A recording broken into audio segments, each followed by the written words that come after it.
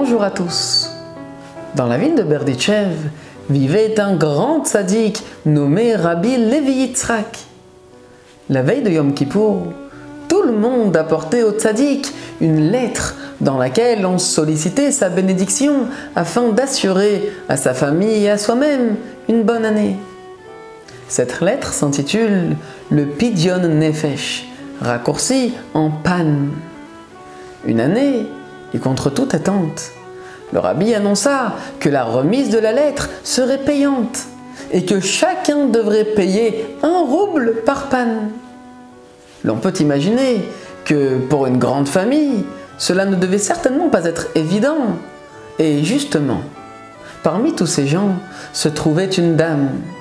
Elle était veuve et sans un sou. Elle avait en revanche un tout petit enfant, un nourrisson. Il lui était donc très difficile de réunir ne serait-ce qu'un seul rouble, alors 2 roubles a fortiori.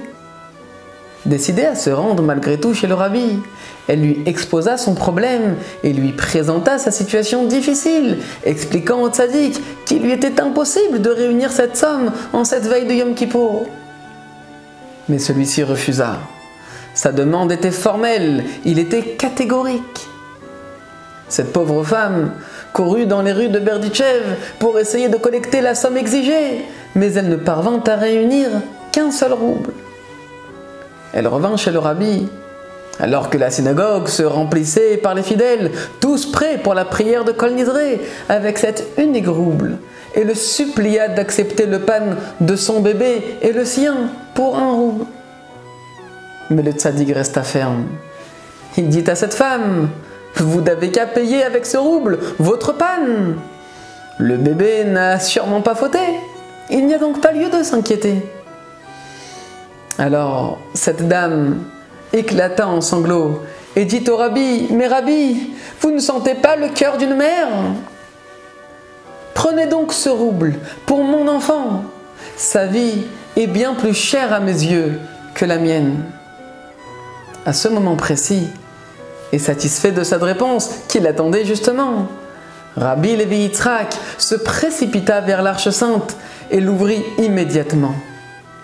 Il leva alors ses yeux vers le ciel en criant: Ribono Shel Olam, Maître du monde, regarde comme ton peuple est bon et unique. Cette pauvre femme est prête à laisser sa vie pourvu que son enfant soit sauvé. Nous sommes également tes enfants. Je t'en prie, Hachem, dit Rabbi Levi Yitzhak, aie pitié de ton peuple, comme cette mère pour cet enfant. Mes chers amis, à l'approche du jour le plus grand et le plus saint de toute l'année, Yom Kippour, soyons également bienveillants et indulgents envers autrui. Soyons tous solidaires et compatissants à l'égard de tous les nôtres. Ainsi, Hachem le sera avec nous-mêmes et nous accordera avec certitude une bonne et douce année. Gmar Chatima Tova, et à la semaine prochaine.